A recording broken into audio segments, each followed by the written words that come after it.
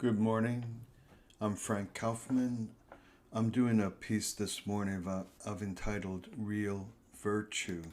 Once again, as many people know who listen to me, there's a younger friend of mine who has functioned as a teacher for me and for many.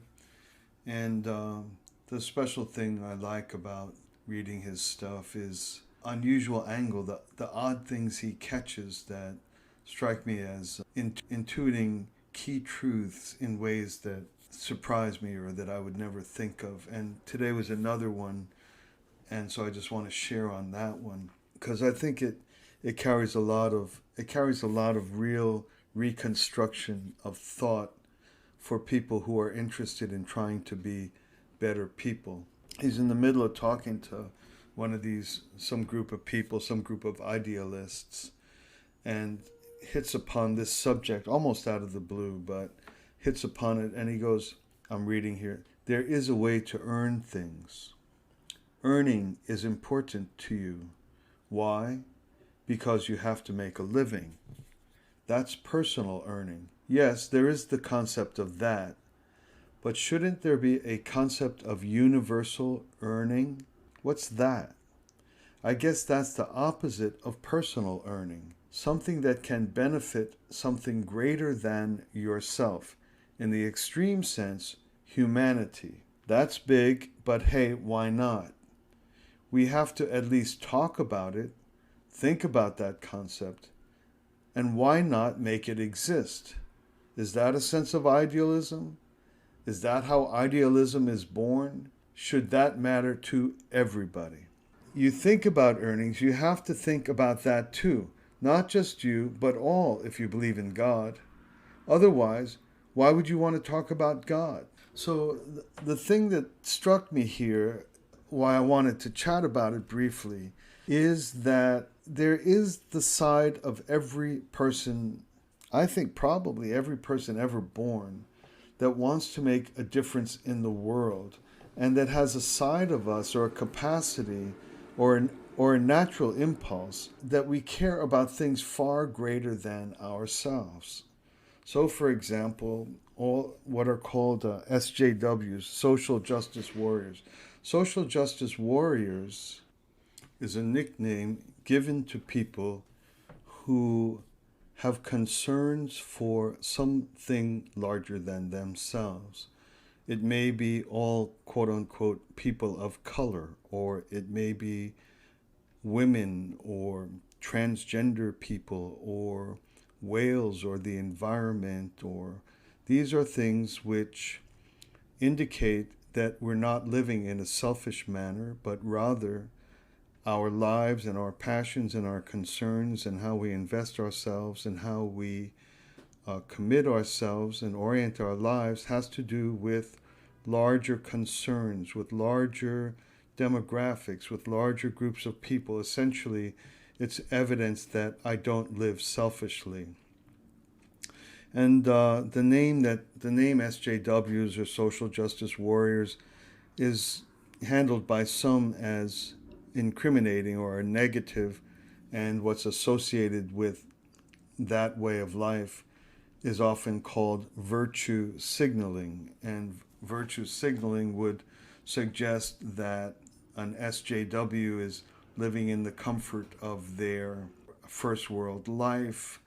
Their iPhone 12 is slower today than it was yesterday. They fall apart for a week and a half, but then somehow manage to wake up and condemn everybody on earth for not caring enough about plankton or something like that. That's the caricature or the critique of SJWs. But and so what's called there is virtue signaling, meaning I've not really involved myself or engaged in the degree of personal sacrifice in any way to support other than my just desire to condemn others for not being as enlightened, caring, or compassionate as myself. And this is part of the reason why this reading from my friend and teacher here struck me as so interesting, is that he latches onto or catches this innate quality of being human and the demand of being human that really does genuinely require that we care about things larger than ourselves and that we not live entirely selfishly. So, although there will be, because especially because of the political divide, there's this kind of way of diminishing or criticizing SJWs. I'll leave that aside. It's not a concern of mine at all here. The only reason why I brought it up is to indicate that there is in all people the desire to be significant, to be unselfish, and to be significant in ways greater than the mere vicissitudes or progress or benefits to my own selfish existence. So that's a positive thing. It's a good thing. And that is the impulse that arises in people that end up on crusades for the betterment and for the welfare of groups and things and entities and realities larger than themselves, that are global in nature or universal in nature and compassionate in nature. And so the real question is how to be genuinely raising oneself up out of the strong force of selfishness that obtains in every life, including our life, my life, and how to harmonize that with the innate and universal desire to express care, compassion, and actually be an effective source and force of change on a larger scale that is an indicator, not only an indicator, but that is in fact evidence that I've risen above the natural animalistic and widespread human habit of self-orientation to increase my capacity to live my life that's genuinely for the sake of others. It's that synapse, it's that gap, it's the difference between someone who, if someone is capable of observing your life or my life as an essentially coddled life, an essentially selfish life, and that all I do is talk about how great my love is for this group or that, or for this minority or that. Clear study or clear observation of how I live doesn't indicate that I am doing either of two things. One is giving any evidence of being genuinely sacrificial, doing without in ways that diminish my comfort and my pleasures, and eating crappier stuff, not getting my hair cut done as often as I wish, clothes don't hang as right, and the only reason why I do those things, not because I have to, not because I'm poor, but because that I've given away too much of my stuff for the sake of the group I claim to be caring about, or cause I claim to be caring about. That even my children are angry at me because I'm not home enough. Why? Not because I'm out on the golf course, or not because I'm out in Mercedes-Benz shopping floor, the showroom floor, trying to pick my next car or something. But I'm not home enough because I'm losing my time, losing my life, losing what little time I have in order to uplift and benefit the groups or the entities or the environmental concerns that I genuinely care about. So the problem is to merely assume that because we have passing sentiments and emotions that are innately concerned with the welfare of disadvantaged and downtrodden, that's built in, that's a given. To imagine that your concern is superior to any others is just myopic. It's just a form of hubris or arrogance. That's why there's a negative reaction to many people who are out preaching and condemning and judging others for not having the same degree of enlightened wonderment of how incredibly great I am because I'm able to tweet or post or something like that. And so what we're really looking for as people who are serious about being good and being helpful is how to leap across two particular things. The synapse, the self-development and growth Where does my selfishness find its power? What is it rooted in? How is it changed? What's the regimen to diminish that? Of course, I want a better phone. That's not a crime. Everybody wants a better phone. The guy with the best phone in the world wants a better phone. There's nothing criminal there. But how to meet that normal everyday reality and suppress or diminish or transform that into the same passion that the better phone is not as important as the welfare of the group I'm claiming to be, or elements that I'm claiming to be concerned about. So that's a matter of internal growth. That's a matter of changing yourself. What is a regimen to change yourself? Like when somebody gets up in my face and starts yelling and screaming at me about how I'm inferior in my compassion to some group or another, my main question, I don't say it out loud, but my main question is, that's interesting. What did you do to your, what regimen do you follow that has made you rise above innate, normal, everyday human selfishness, that you've managed to become so superior in your compassion? How did you attain that? What do you do on a daily basis? Do you get up early? Do you pray? Do you meditate? Is there something you read? Do you do push-ups? Is there a pill you take? What do you do? How did you get to be so great as you are? This is a big question of mine. And then the other thing is the obvious thing. Oh, let me see your books. Let me see your daily life. Let me see what you bought. Let me see your like what you do for this group that you're up in my face telling me that I don't have sufficient compassion or care about. So there's two things there. One is how to improve myself to move out of the natural abundance of selfishness that I have into the natural fiery passion to help others, A, and B, what do I actually do?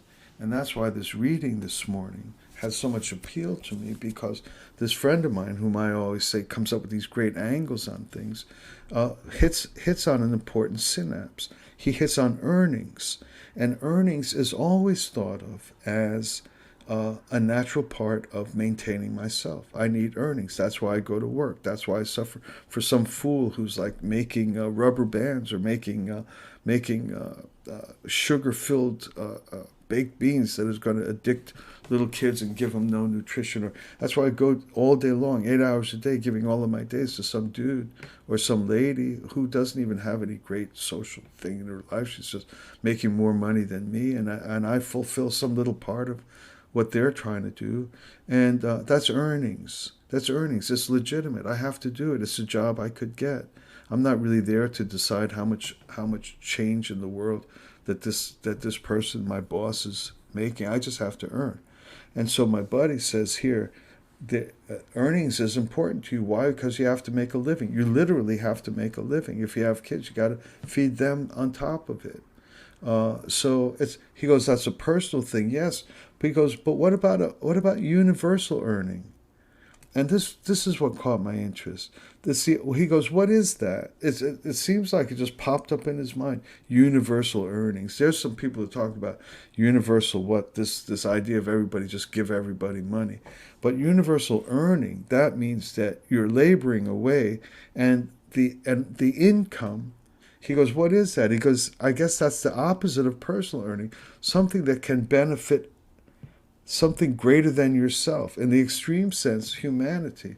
So we know what earnings is like. We know that sucks. We know that getting up in a cold morning in the dark and going out to labor away for some guy whose cause you don't even care for. We know what that is like.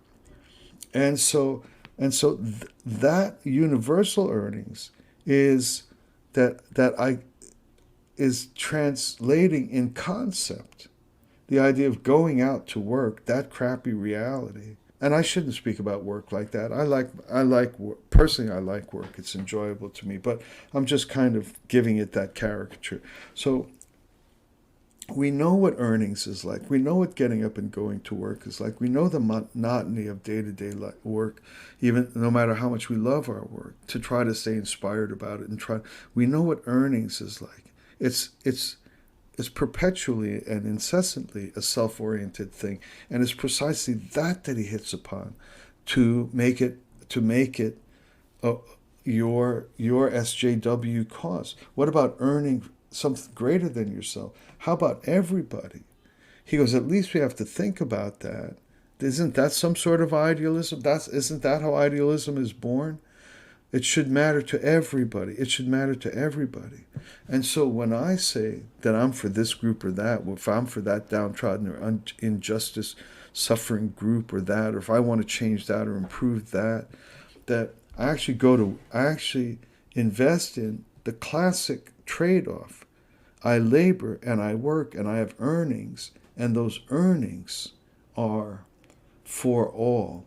So this idea of universal earnings is kind of a linchpin that captures, somehow to me captures, it's a kind of a magic center of good old-fashioned hard work. Hey, don't complain. Don't wait for the government to bail you out. Go out there, go out there and pull yourself up and go to work and earn your money. Or so. It's kind of a classical, old-fashioned, conservative kind of, and then this idea of caring for all and universal and caring and having virtue, and the two come together right there conceptually when he talks about universal earning.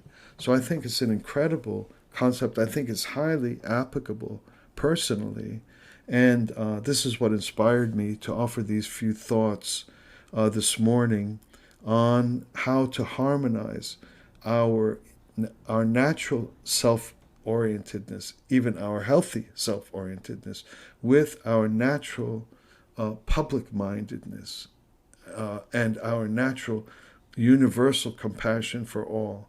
I think he hit on a great concept that can really start to become translate into instruments and ways and techniques that really convert our compassion beyond virtue signaling into genuine virtue.